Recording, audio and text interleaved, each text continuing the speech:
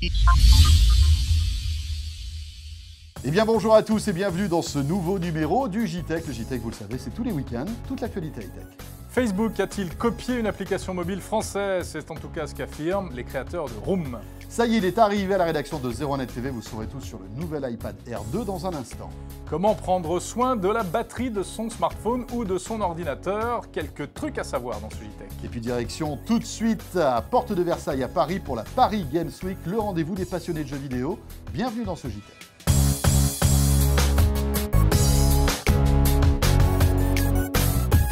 Et ben voilà. Il y a une autre application qui s'appelle Room, qui est sortie avant celle de Facebook et qui a été créée par un Français. Bah écoutez, comme je disais à votre collègue de 01net hier, si un mois après la sortie de Facebook, Google avait trouvé que faire un réseau social c'était une bonne idée et qu'il l'avait appelé Facebooks, est-ce que ça aurait été une coïncidence ? Quel rapport avec votre application Rooms? Est-ce que c'est juste parce que ça porte le même nom ou presque, hein? Il y a la différence, c'est la dernière lettre. Vous, c'est au pluriel, Facebook, c'est au singulier.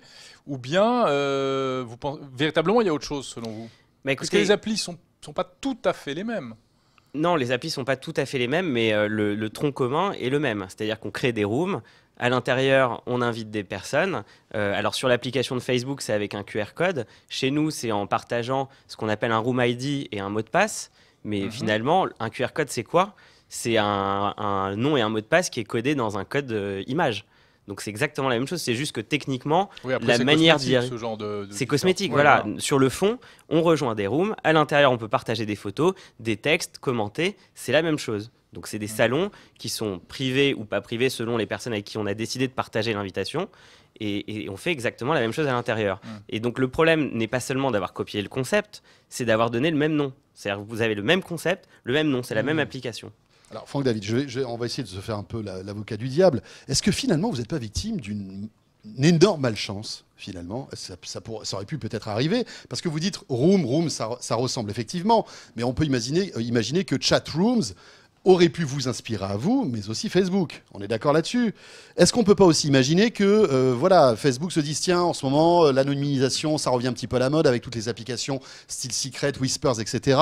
Je vais lancer ça. Vous avez eu la même idée qu'eux, et bim, ça match. Vous sortez à peu près la même chose en même temps, et Facebook ne vous a pas copié. Est-ce qu'on peut imaginer ce genre de choses? Ça arrive souvent à high-tech. Vous voyez ce que je veux dire? Oui, voilà. je comprends l'idée. Vous êtes peut-être victime simplement de malchance. Si Facebook avait sorti une application qui s'appelait Moments, par exemple, comme il était question à un moment donné, c'était le nom de code d'un nouveau projet chez eux, bah écoutez, on se serait dit, bon, bah, on a un sérieux compétiteur en face, puisque c'est Facebook, mais on se serait battu.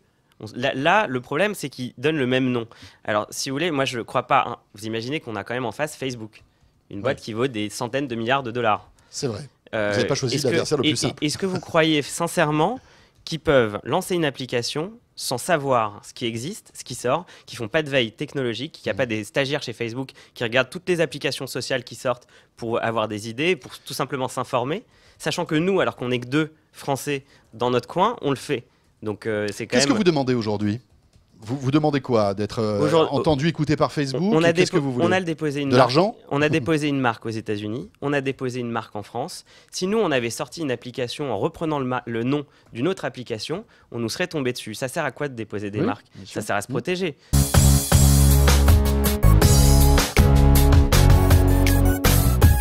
Eh bien, on va commencer par le grand modèle, hein, Jérôme, qui est plus fin et plus léger que le précédent. Plus grand, mais plus fin, plus puissant, mais moins autonome. On va voir ça en détail. Alors, 0,6 cm, bravo, chapeau, c'est vraiment très fin. Bravo. Regardez par rapport même aux très anciens iPads ce que ça donne. Ah ben là, on a l'impression d'avoir une, je sais pas moi, une grosse encyclopédie à côté d'un tout petit livre. Hein. Oui. C'est impressionnant quand même. Hein. On se rend compte des efforts de miniaturisation qui arrivent d'année en année. Plus léger aussi, bravo Apple, moins 30 grammes sur la balance. La conséquence, c'est qu'il faudra changer vos smart covers, les couvertures intelligentes. C'est pas compatible avec celles des anciens modèles. Petit détail sur le côté. Exit le petit bouton qui servait avant soit à couper le son, soit à verrouiller la position d'image en mode vertical ou horizontal. C'est vraiment un détail. Voilà, et puis, nouveauté la plus cosmétique maintenant, cet iPad Air 2 existe en gold. Ça va faire un carton à Dubaï. À Marseille aussi. Ah bah oui, à Marseille, avec la chèvre. Ça sera parfait. L'écran, intéressons-nous 2 secondes à cet écran Retina dont la définition et le principe de base n'ont pas changé. Oui, on est toujours sur du Retina. Et toujours sur du 9,7 pouces. Mais comme Apple a fait un iPad plus fin, c'est au niveau de l'écran qu'ils ont raboté. Ils ont supprimé des couches au niveau de l'écran. Et oui, c'est incroyable. Et oui. Avec des conséquences plutôt intéressantes. Oui, et notamment avec le traitement du verre, hein, donc de surface, qui a été traité anti-reflet. Alors l'intérêt c'est quoi? Eh bien, c'est justement comme son nom l'indique, c'est qu'on voit moins les reflets. Cela dit, c'est pas complètement miraculeux. Hein. Bien sûr, mais c'est quand même pas mal, c'est assez agréable. Et puis, autre effet sympathique, on a l'impression que les icônes sont beaucoup plus près du doigt. On n'est pas encore sur une feuille de papier, mais presque. On a l'impression de rentrer dans la matrice. C'est un peu ça, ouais. Alors la grosse nouveauté de cet iPad Air 2, c'est le Touch ID. On ne vous fait pas la leçon, vous le savez, avec le doigt, vous allez pouvoir déverrouiller votre iPad et puis acheter par exemple des applis sur l'App Store.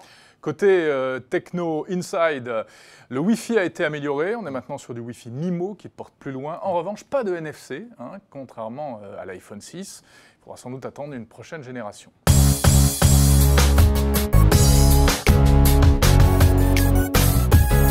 Faut-il vraiment vider sa batterie avant de la recharger?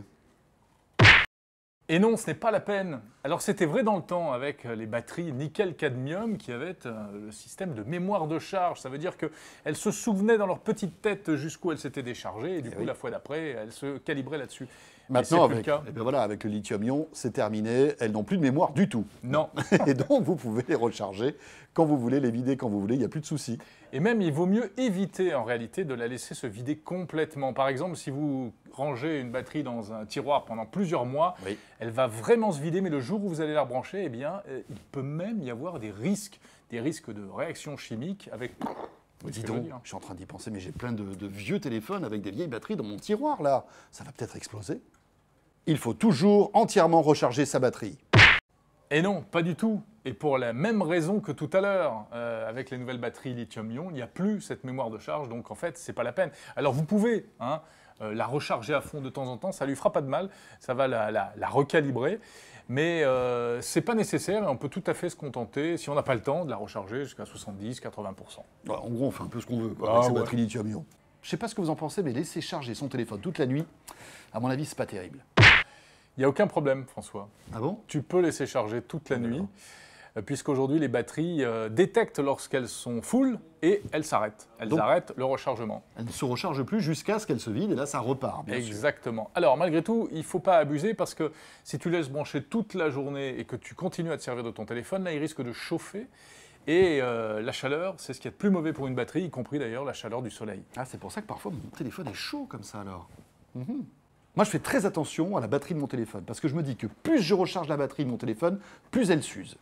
Et non, ça encore, c'est une idée fausse. Alors, c'est vrai que chaque batterie a droit à un certain nombre de cycles de rechargement, 500 cycles par exemple, mais un cycle, eh bien, ça veut dire entièrement déchargé, entièrement rechargé. Donc, si tu recharges seulement à 50%, et puis ensuite encore à 50%, ça fera un cycle complet. Mais tu peux la recharger autant que tu veux. Évidemment, elle aura une durée de vie limitée, mais ce n'est pas le nombre de fois où tu la branches sur la prise. Tu vois ?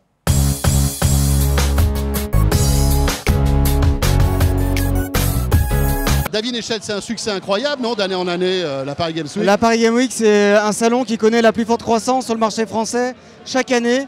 C'est la 5e édition. Et cette année, on a mis les bouchées doubles. On a rajouté 50% d'espace en plus pour le grand public, 30% de bornes supplémentaires.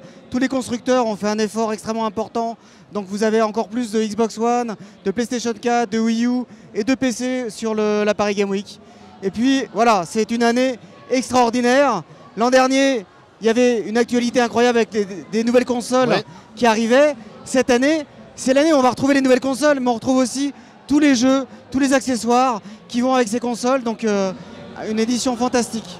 Alors, bon, question traditionnelle, quelles sont les grandes tendances de cette édition 2014 ? Alors, l'édition de la Paris Games Week recouvre toutes les tendances du jeu vidéo. On va retrouver de la Paris Games Week Junior pour les enfants, les familles, un espace assez fantastique. Le jeu Made in France, les développeurs français, sur tablette, PC, console. On retrouve évidemment, pour tous les gamers, les consoles de salon, les consoles portables, avec les dernières nouveautés du moment, des jeux qui vont sortir d'ici la fin de l'année. Il y en a une quantité impressionnante. Rien que chez Microsoft ici, il y en a beaucoup. Hein. Forza 2, FIFA 15, Sunset Overdrive, Evolve qui sort l'année prochaine, qui est très attendu. Qui est assez oppressant, Evolve. Hein, Evolve, grosse pression. Et Call of Duty aussi qui est présent sur le stand Microsoft et qui sort lundi prochain en édition. Alors qu'est-ce qui marche aujourd'hui dans le jeu vidéo? C'est toujours les jeux de sport, c'est les jeux de danse, on les entend derrière avec Just Dance sur le stand d'Ubisoft. Les jeux d'action, les jeux de guerre. Alors les tendances, elles partent dans beaucoup de directions. C'est-à-dire qu'on parle des consoles, mais aussi le jeu sur tablette, sur mobile continue à se développer. Également le jeu professionnel avec le e-sport. On a un stand entier dédié à la Coupe du Monde des jeux vidéo qui s'élargit aussi. On parlait de la danse. Cette année, dans le SWC, on retrouve pour la première fois une compétition mondiale Just Dance avec des équipes du monde entier qui s'affrontent. Donc pas seulement sur des jeux de tir, mais aussi sur des jeux de danse. La tendance, elle va partout. Elle va aussi vers les objets connectés. Il y a la tendance des jouets connectés qui est présente à la Paris Gaming Junior avec Skylanders, avec Amiibo chez Nintendo. Et puis il y a aussi la tendance présente ici sur la Paris Game Week des objets connectés. On a tout un espace high-tech et objets connectés. Mais alors c'est un peu surprenant ça, que viennent faire les objets connectés au milieu du jeu vidéo? Alors on est à la frontière du jeu vidéo, mais c'est vrai que la gamification, aujourd'hui on présente beaucoup de choses qui tournent autour du jeu, mais les nouvelles consoles, elles apportent énormément de nouvelles fonctionnalités. On a eu le cas avec Kinect par exemple, il y a quelques années, hein, la détection de mouvement, c'était pareil sur la Wii. On a le cas aussi aujourd'hui avec Oculus, qui a un grand espace avec le casque, l'immersion, qu'il faut aller voir, une quarantaine de bornes pour justement voir ce que c'est qu'aujourd'hui l'immersion totale à l'intérieur des jeux. Voilà. Le monde du jeu vidéo se développe, ça passe partout, la scène indépendante, les consoles, les blockbusters de l'année et de l'année prochaine, et évidemment le e-sport et la partie professionnelle.